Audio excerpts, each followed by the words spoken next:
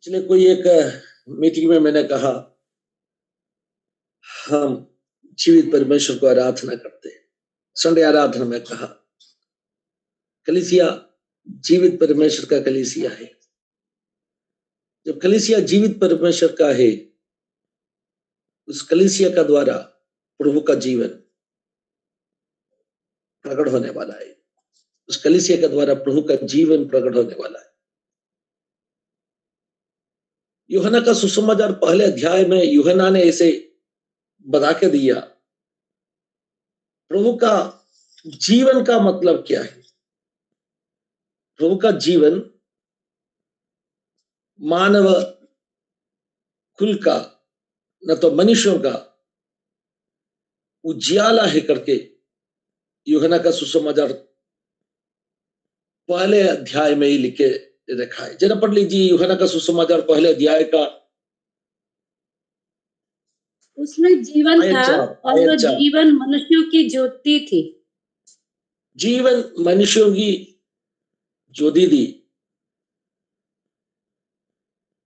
प्रभु यीशु में जीवन था और जीवन मनुष्यों की ज्योति थी।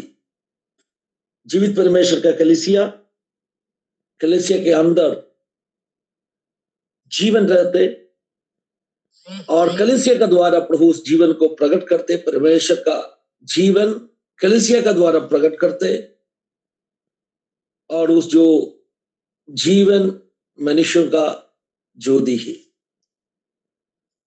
बहुत सारे विषयों में इस जो आए तो हमसे हम सीख सकते हैं, लेकिन मैं एकदम संक्षिप्त रूप में एक छोटा सा संदेश आज परमेश्वर के बच्चों को कहना चाहता हूं। जीवन मनुष्य का ज्योति है। परमेश्वर का जीवन मनुष्य का ज्योति है और उस जीवन कलीसिया के द्वारा प्रकट होते। अंधकार बढ़ा हुआ एक दुनिया में हम जी रहे, लोगों को जानता नहीं है किस तरफ जाना है। दुनिया का लोगों को जानता नहीं है किस तरह मोड़ना है। ऐसे हम कह सकते एक लक्ष्यहीन, जिसको कोई लक्ष्य नहीं है, उस दीदी में दुनिया का लोग जी रहे, क्योंकि वो अंधेरा में आगे गड्ढा है, आगे अच्छा जमीन है, ये इनको जानता नहीं है। वैसे एक दुनिया में परमेश्वर का बच्चा रोशनी देने के लिए, उजियाला देने के लिए प्रभु ने हमें बुलाया है और उस उजियाला कलीसिया का द्वारा प्रकट होना चाहिए। और उस उजियाला प्रकट होना चाहिए तो परमेश्वर का जीवन कलीसिया में प्रकट होना चाहिए। पिछले संडे मैंने हिंदी सर्विस में कोई वचन बताया, उसके बाद में मेरे मन के अंदर आशा था उस वचन का बाकी भाग मलयालम कलीसिया में रखना है, लेकिन मलयालम सर्विस में प्रभु ने मुझे उस वचन बताने से रोक दिया। इसका मतलब ये नहीं है वचन कलीसिया के लिए नहीं था। रोक दिया इसका मतलब उससे इमरजेंसी कुछ मैसेज प्रभु का आत्मा बोलना चाहिए था। मैं बहुत कोशिश किया, जो वचन मैंने तैयारी किया हिंदी सर्विस के बाद में वही रखने चाहता था, उसी वचन बोलने के लिए, लेकिन मैं लिटरली ऐसे ब्लॉक, ऐसे कोई बागवाई में अनुभव किया, मैं आगे बढ़ नहीं पाएगा, उस वचन में बोल नहीं पाएगा। क्लियरली मेरा अंदर प्रभु का आत्मा कहा नहीं, ये वचन नहीं। जो लास्ट संडे मैंने भजन संगीता 42 से बात किया, डिप्रेशन का बारे में, टूटे हुए दिल का बारे में बोलने के लिए प्रभु ने बहुत मुझे ऐसे बोल सकते जबरदस्ती किया, इसलिए मैं ये वचन को पेंडिंग में रखे, फिर उस वचन को कलीसिया के अंदर रखा था। आज मॉर्निंग ड्यू का 10 मिनट के अंदर मैं पूरा बोल नहीं पाएगा, फिर भी एक बात मैं आपको बता के दे देगा। कलीसिया जीवित परमेश्वर का है। जीवित परमेश्वर का कलीसिया के अंदर प्रभु का जीवन प्रकट होना चाहिए। अगर कलीसिया के अंदर प्रभु का जीवन प्रकट ना होते तो इसका मतलब कलीसिया में जीवन नहीं है। इसका मतलब ये नहीं है प्रभु में जीवन नहीं है, इसका मतलब ये नहीं है परमेश्वर में जीवन नहीं है, नहीं, परमेश्वर में जीवन है लेकिन कलीसिया में जीवन नहीं। कलीसिया में जीवन ना होने का कारण क्या है? परमेश्वर के वचन में कुछ भागों में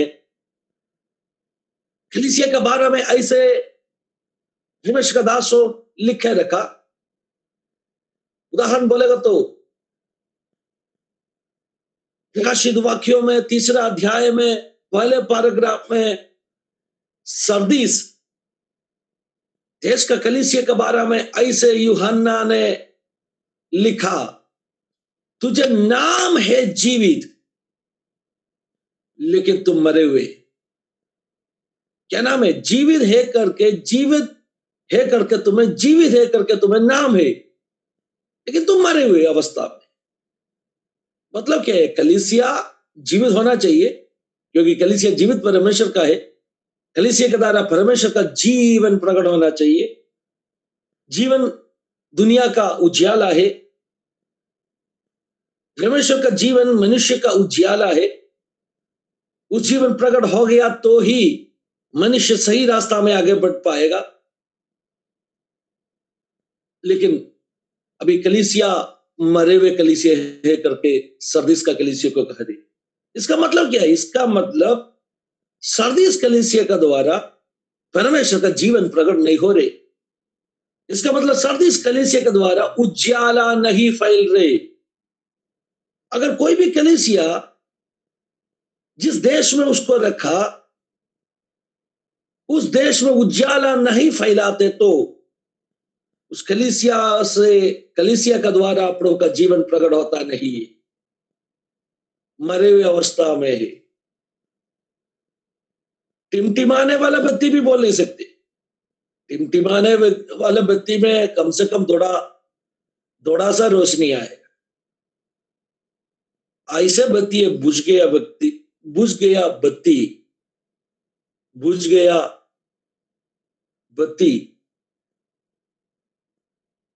परमेश्वर के बच्चों, एफेसियों का पत्री में भी पौलुस ने कहा, मरे हुए का बीच में से जाके उठो। अभी क्या हो रहे? अभी मरे हुए का बीच में मैं ऐसे कहना चाहता हूं, काफी फेलोशिप्स, काफी मसीह संगतियों मरे हुए अवस्था में। एक देश में 100 कलीसियों होगा, कोई भी देश हो। मैंने कहा मीरा रोड में कितना कलीसियों होगा, नासिक में कितना कलीसियों होगा, परभणी में कितना कलीसियों होगा। अलग अलग कलीसियों, अलग अलग पास्टर्स, लेकिन काफी कलीसियों मरे हुए अवस्था है, रोशनी नहीं फैला रही। परमेश्वर का जीवन उस कलीसिया के अंदर से प्रकट नहीं हो रही, इसलिए मरे हुए अवस्थाओं में। एफेसियों का पत्री में पौलुस ने क्या कहा? मरे हुओं का बीच में से जाके उठो। कलीसिया इस दिनों में हमें जाके उठना है। मरे हुए संगतियों का बीच में, मरे हुए फेलोशिप का बीच में हम भी सरदीस कलीसिया जैसे मर के पड़ेगा तो फिर क्या फायदा है, क्या मतलब है?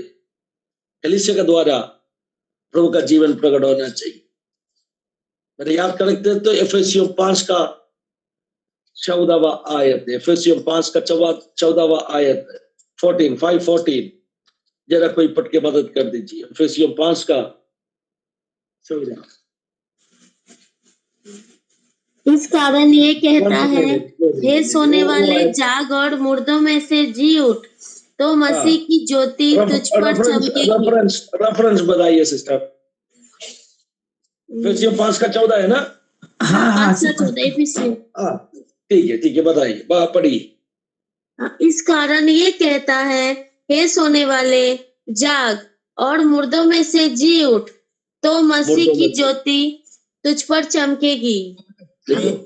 मसीह की ज्योति तुझ पर चमकेगी। चमकेगी। तो उस ज्योति का मतलब क्या है? जीवन, है ना? यूहन्ना पहले अध्याय में कहा जीवन ज्योति है, तो ज्योति जीवन है। मरे हुए के बीच में तुम सोएगा तो कैसे ज्योति चमकेगा आप में? कैसे परमेश्वर का जीवन आप में उतराएगा? परमेश्वर का जीवन आप में नहीं उतराया तो कैसे आप एक उजियाला बनेगा? जाके उठो, मरे हुए के बीच में से जाके उठो। अपना कलीसिया को भी प्रभु का आज सुबह कह दे, मरे हुए के बीच में से जाके उठो। काफी मुर्दों का बीच में हम भी मुर्दा जैसे सोएगा तो परमेश्वर का जीवन कलीसिया के द्वारा प्रकट होगा नहीं, उजियाला फैलने वाला नहीं है। उजियाला ना फैला तो जिस समाज में हमें रखा है, जिस समुदाय में हमें रखा है, उस समुदाय, उस जो देश अंधेरे में चलने वाला है, उन्हें हमें अगुवाई देना चाहिए, उन्हें हमें रोशनी दिखाना चाहिए। ये कलीसिया अपना जिम्मेदारी है। मरे हुए कलीसिया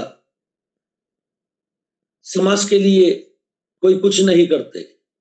मरे हुए कलीसिया समाज के लिए कोई कुछ नहीं करते, ना जीवन ना उजाला देते, लेकिन जाके उठेगा तो परमेश्वर का जीवन, परमेश्वर का उजाला हम में आएगा। हम भी जीवन देने वाला, रोशनी फैलाने वाला कलीसिया बन जाएगा। मैंने शुरुआत में कहा मैं प्रभु का अद्भुत कामों के बारे में कहना चाहता हूं। परमेश्वर का बच्चा, हम जीवित परमेश्वर को आराधना करते, इसीलिए कलीसिया में जीवन है। अगर जीवित परमेश्वर जीवित है तो वो परमेश्वर अद्भुत कार्य करने वाला है।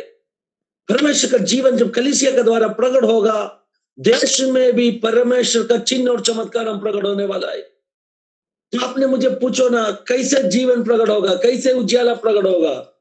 कलीसिया का द्वारा जब परमेश्वर जीवित दे करके परमेश्वर का जीवन प्रकट होगा, चिन्ह और चमत्कार हम प्रकट होगा, तभी देश जानेगा जीवित परमेश्वर अपना कलीसिया में है, जीवित परमेश्वर अपना बीच में है, परमेश्वर जीवित है। कल हम दीपिका सिस्टर और बाला ब्रदर का अनुभव सुन रहा था। एक बात मैं आपको कहना चाहता हूं, जब दीपिका सिस्टर पहले रेणु आंटी के साथ में उनकी जो एक रिश्ता, आत्मिक रिश्ता बन गया, उस समय से वो लोग साथ में प्रार्थना करते था।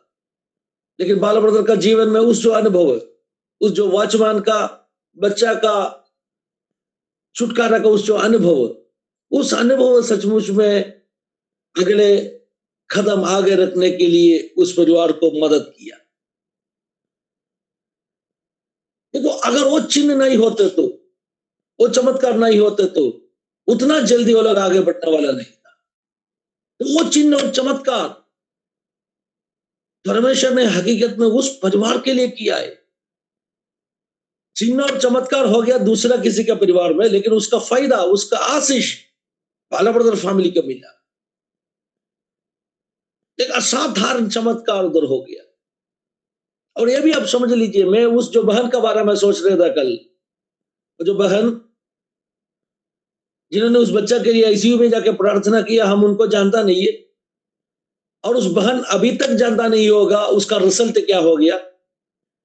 वो बहन को अभी तक जानता नहीं होगा, उनकी प्रार्थना का द्वारा उस बच्चा को सिर्फ चंगाई नहीं, उनकी प्रार्थना का द्वारा वो देखे खड़ा था, ना तो उसको सुना था, एक परिवार का उद्धार भी हुआ है। वो बहन अभी तक सुना नहीं होगा।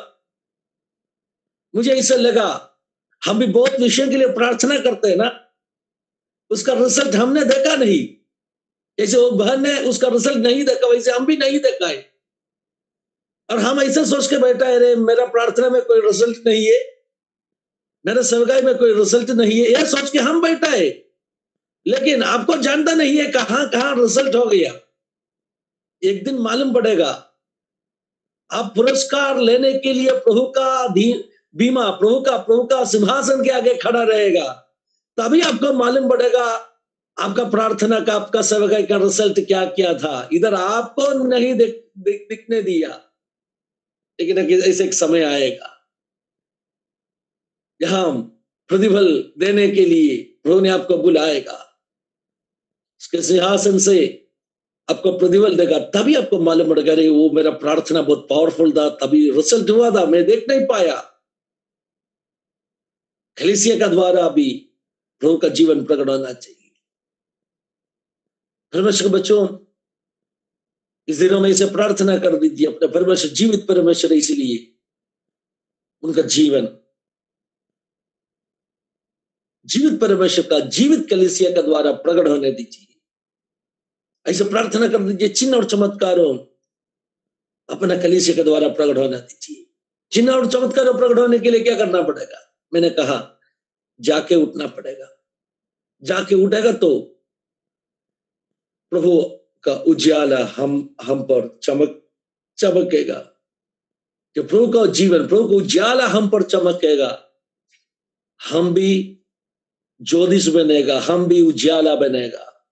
धन्यवाद यीशु। आइए क्षण समर्पण कर दीजिए इस वचन का सामने। मरे हुए कलीसिया ना बनना है। मैंने पिछले संडे हिंदी सर्विस में उस वचन इसलिए रखा, ध्यान से सुनना है। मैंने उस दिन रात को, संडे रात को, मतलब शनिवार रात को, मैंने एक स्वप्न देखा था। और स्वप्न इसे था, कलीसिया के अंदर चिन्ह और चमत्कार का एक बहुत बड़ा वातावरण बन गया है। ध्यान से सुनना है। Inside the church, I saw an atmosphere of miracles. बहुत चिन्ह और चमत्कार हो रहे, बहुत चिन्ह और चमत्कार हो रहे। हालेलुया। कलीसिया के अंदर। और उस स्वप्न में मुझसे परमेश्वर पूछा, मालूम है तुमको इधर चिन्ह और चमत्कार क्यों हो रहे? और प्रभु ने मुझे कहा, उत्तर भी प्रभु ने कहा कलीसिया के अंदर जीवन है, इसलिए चिन्ह और चमत्कार हो रहे। ये संदेश मैं पिछले संडे इसलिए दे नहीं पाया क्योंकि कलीसिया में शायद कोई व्यक्ति, ना तो यूट्यूब में सुनने वाला कोई व्यक्ति बहुत डिप्रेशन के साथ में बैठा था। प्रभु उसको छूना चाहिए था, प्रभु उनसे बात करना चाहिए था। इसलिए प्रभु ने कभी कभी प्रभु ऐसे करते, कभी कभी प्रभु ऐसे काम करते। क्यों मालूम है? आपने सोचेगा कलीसिया बड़ा है, एक व्यक्ति बड़ा है। कभी कभी प्रभु के लिए एक व्यक्ति बड़ा है। मैं एक्सप्लेन करेगा। यीशु मसीह सारे दुनिया का पाप का परिहार करने के लिए उस जो बलि हो रहा था कलवारी के क्रूस में, मृत्यु से जी उठ के यीशु पिता के पास जा रहा था, उस समय में मगदलिनी निवासी मरियम, एक व्यक्ति, एक स्त्री, उनकी आंसू को पोंछने के लिए उस जो बड़ा मिशन का बीच में से उन्होंने वापस मगदलिनी निवासी मरियम के पास आया। अब बोलो ना, कौन सा बड़ा मिशन है? मानव कुल का पाप का परिहार वो करना इंपॉर्टेंट है, एक स्त्री के आंसू पोंछना इंपॉर्टेंट है। अपना ईश्वर का प्रत्येकता, विशेषता उन्होंने एक व्यक्ति के लिए भी, हालेलुया, क्या करेगा? बड़ा मिशन को साइड में रखेगा। मुझे ऐसा लग रहा है कलीसिया को बोलने वाला संदेश को साइड में रखे प्रभु को एक व्यक्ति के लिए पिछले संडे मलयालम सर्विस में संदेश को मोड़ा था, क्योंकि प्रभु किसी से बात करना चाहिए था। लेकिन कलीसिया के लिए संदेश है। शायद आज सुबह प्रभु आपसे बता रहे हो। उस दिन रात को मैंने सपना देखा, प्रभु का आत्मा मुझे कहा, मालूम है तुमको कलीसिया के अंदर चिन्ह और चमत्कारों का माहौल, उस जो वातावरण क्यों बन गया? क्योंकि कलीसिया में जीवन है। उस दिन सुबह में जाके उठ के प्रभु का उपस्थिति में मैं प्रभु से ऐसे प्रार्थना में मैं मांग रहा था, मैं बताया प्रभु मुझे समझा के दे दो। प्रभु ने मुझे उस दिन अगुवाई दिया। प्रेरित पौलुस ने तीमुथियुस को उस पत्री में लिखा हुआ बातों, जीवित परमेश्वर का कलीसिया, कलीसिया जीवित परमेश्वर का है। अगर कलीसिया जीवित परमेश्वर का है तो कलीसिया में जीवन प्रकट होगा। कलीसिया में जीवन प्रकट होगा तो उस जीवन समाज के लिए उजियाला है। उन्हें हमें आज सुबह ये बात याद दिलाना चाहता हूं, अपना कलीसिया में जीवन प्रकट होने दीजिए। जाके उठो, कलीसिया जागो, कलीसिया जागो, कलीसिया जागो। अगर हम जागेगा तो कलीसिया के अंदर चिन्ह और चमत्कारों का एक वातावरण, एक माहौल बन जाएगा। Atmosphere of miracle. Atmosphere of miracle का मतलब क्या है मालूम है आपको? बहुत सारी बातें बोलने के लिए, लेकिन समय तो खत्म हो गया। इसराइल का लोग जब मरुभूमि से यात्रा कर रहा था ना, वो एक क्या बोलते हैं, चिन्ह और चमत्कार का एक वातावरण में था। सुबह उठ के देखेगा, तंबू के बाहर चमत्कार देखेगा, मन्ना गिर के पड़ा है। मन्ना तो मामूली कोई चीज नहीं है, स्वर्ग से स्वर्गदूतों का भोजन प्रभु ने इंसान के लिए दिया है। मन्ना एक चमत्कार है। दोपहर को आकाश की ओर देखेगा तो देखेगा बादल का कब्बा, वो भी चमत्कार है। वो बादल का कब्बे का बाहर पूरा धूप होते, लेकिन इन प्रजा के ऊपर 40 साल बादल का कब्बा। रात को तंबू के बाहर आके आकाश में देखेगा तो उधर दिखेगा अग्नि का कब्बा। सुबह थोड़ा प्यास लगा, पानी पीने के लिए गया, ये पानी कहां से आया है? वो जो चट्टान का चीर से, उस पानी भी एक चमत्कार है। खाने वाला चीज चमत्कार, पीने वाला चीज चमत्कार, देखने वाला चीज चमत्कार, पूरे चमत्कार का माहौल। इसको कहते हैं एटमॉस्फियर ऑफ मिरेकल। क्या आप चाहते अपने कलीसिया में ऐसे एक एटमॉस्फियर ऑफ मिरेकल? कुछ भी करेगा तो उधर चमत्कार होने वाला है। रोहनी सिस्टर ने गवाही बोला, हम जैसे उनके घर में कल गया, आपको जानते ना, अश्वती उस दिन एग्जाम में गया, हार्वेस्ट ग्रुप में मैसेज डाल के हम सभी लोग प्रार्थना किया उनकी जो यात्रा के लिए। हकीकत में परमेश्वर चमत्कार का एक शुरुआत कर रहे थे उस दिन, एक चमत्कार का शुरुआत। हालेलुया। क्या चमत्कार का शुरुआत है? धन्यवाद यीशु। एक चमत्कार बनने का एक स्टेज बना रहेगा, एक चमत्कार बनने का एक बैकग्राउंड बन रहेगा। एक्चुअल चमत्कार हम कल देखा, परमेश्वर ने दिखाया उनका बच्चों को कैसे प्रभु हालेलुया चला सकते। परमेश्वर का बच्चों, ये तो छोटा छोटा चमत्कार होंगे हर परिवार में, हर जीवन में, कलीसिया का हर व्यक्तियों में। इस दिनों में हमें एक चमत्कार देखना चाहते हैं। ऐसे प्रार्थना कर दीजिए मेरा प्यारो, आज सुबह प्रभु को उपस्थिति में इसे समर्पण कर दीजिए। प्रभु हमें एक एटमॉस्फियर ऑफ मिरेकल कलीसिया के अंदर प्रकट होकर देखना चाहते हैं। इस वर्ष का शुरुआत का महीना है। अगर हम जो चाहते उस कटनी होना चाहिए, तो हम जो चाहते उस जो हार्वेस्ट होना चाहिए, तो हालेलुया, सोते रहेगा तो हार्वेस्ट होने वाला नहीं। क्या लिखा है मालूम है आपको? हालेलुया। कटनी का मौसम में सोना नहीं है, जाके उठना है। आज समय थोड़ा आगे गया तो भी यह वचन में बोल के बंद करना चाहता हूं अभी। हालेलुया। कटनी का समय में सोना नहीं है, जाके उठना है। जाके उठेगा तो उजाला फैलेगा, जीवन प्रकट होगा हमसे भी। जीवन प्रकट हो गया तो उजाला फैला तो प्यारो, हालेलुया, बहुत बड़ा कटनी, बहुत बड़ा फसल इस वर्ष में हम उठाने वाला है। उसका शुरुआत क्या होना चाहिए? An atmosphere of miracle inside the church. कलीसिया के अंदर एक चमत्कार का वातावरण बनना चाहिए। कलीसिया में प्रभु का जीवन प्रकट होना चाहिए। आइए इस वचन का सामने नम्र कर दीजिए, प्रार्थना करने के लिए धन्यवाद देते प्रभु जी। इस वचन आपने आज सुबह हमसे बताया, इसके लिए धन्यवाद। हम सबको नम्र करते, हम हर व्यक्ति में, हर परिवार में, अपने कलीसिया में, अपने ब्रांच चर्चेस में, हर जगह में प्रभु आपका जीवन प्रकट होने के लिए हमें समर्पण करते। आज का दिन के लिए धन्यवाद, जो आपको उपस्थिति में बैठने के लिए अपने मदद किए इसके लिए धन्यवाद। आयो तमाम लोगों का और एक बार समर्पण करते, सबके जीवन में आपका उजाला, आपका जीवन प्रकट होने दीजिए। पवित्रता के साथ में राज्य का बढ़ोतरी के लिए आज जीने के लिए मैं मदद कर दीजिए। प्रार्थना सुना इसके लिए धन्यवाद। सारे महिमा आदर आपको यीशु मसीह के पवित्र नाम में मांग लो, सुनो, स्वीकार कर यीशु के नाम में। आमेन, आमेन, आमेन,